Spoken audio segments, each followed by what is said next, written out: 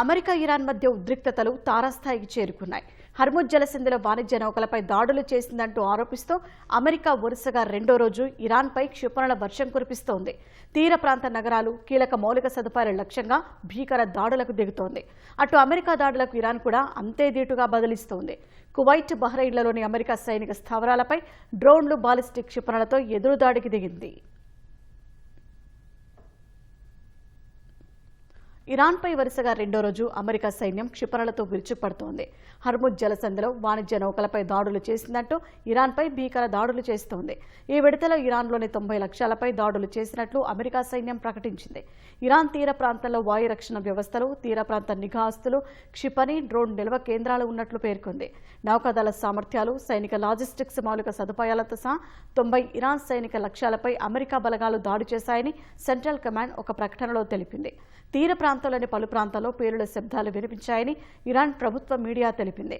కిష్ ద్వీపంపై యుద్ధ విమానాల శబ్దాలు వినిపించాయని, బందర్ అబ్బాస్, కొనార్క్, చాబహార్ ఓడరేవు నగరాల్లో పలు పేలుళ్లు సంభవించాయని పేర్కొంది. కొన్ని ప్రాంతాల విద్యుత్ సరఫరా నిలిచిపోయిందని తెలిపింది.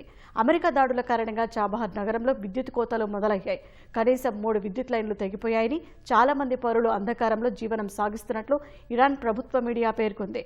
గొలెస్తాన్ ప్రావిన్స్లోని అక్వాలా నగర శివార్లలో ఉన్న ఒక రైల్వే వంతెనపై అమెరికా బలగాలు దాడి చేశాయని ఇరాన్ ప్రభుత్వ మీడియా IRIB తెలిపింది. అక్టెకే ఖాన్ వంతెన లక్ష్యంగా 7 శత్రు క్షిపణులు దూసుకొచ్చాయని పేర్కొంది. వాటిలో 2 రైల్వే పట్టాలపై పడినట్లు వెల్లడించింది.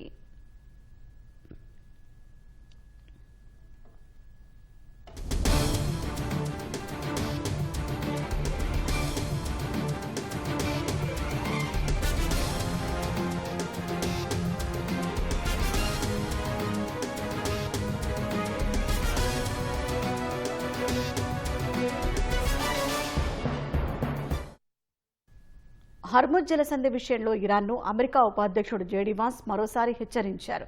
అమెరికా మరింత గట్టిగా ప్రతీకారం తీర్చుకుంటుందని వ్యాఖ్యానించారు. హర్ముజ్లో వాణిజ్య నౌకలపై ఇరాన్ దాడులు కొనసాగిస్తే తదుపరి సైనిక చర్య మరింత తీవ్రంగా ఉంటుందని హెచ్చరించారు. నౌకాయాన స్వేచ్ఛ, ఇంధన ప్రవాహాలను పరిరక్షించేందుకు అమెరికా మునుపెన్నడూ లేనంత గట్టిగా ప్రతిస్పందిస్తుందన్నారు. ఒప్పందం కూడా ఇదే విధంగా చేసుకున్నట్లు వాన్స్ చెప్పారు.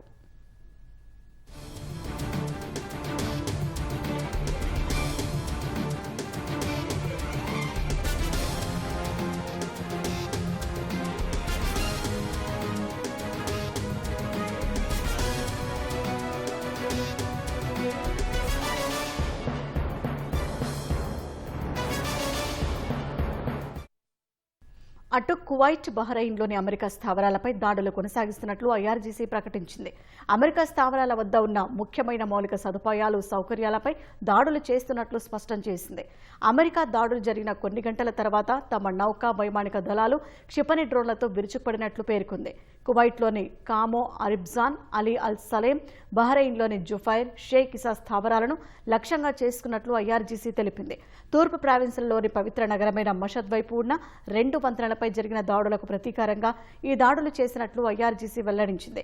బెదిరింపులు, మాట తప్పడానికి ఇకపై మూల్యం చెల్లించక తప్పదని ఇరాన్ పార్లమెంటు స్పీకర్ మొహమ్మద్ ఘాలిబాఫ్ అమెరికాను హెచ్చరించారు. తమను దెబ్బ కొట్టాలని చూస్తే వారే దెబ్బతింటారని పేర్కొన్నారు. హర్ముజ్ జలసంధిపై అమెరికా ఒత్తిడి చేయవద్దని హెచ్చరించారు. ఆ జలసంధి US బెదిరింపులతో కాకుండా ఇరాన్ ఒప్పందాల ద్వారా మాత్రమే తెరుచుకుంటుందని ఘాలిబాఫ్ స్పష్టం చేశారు.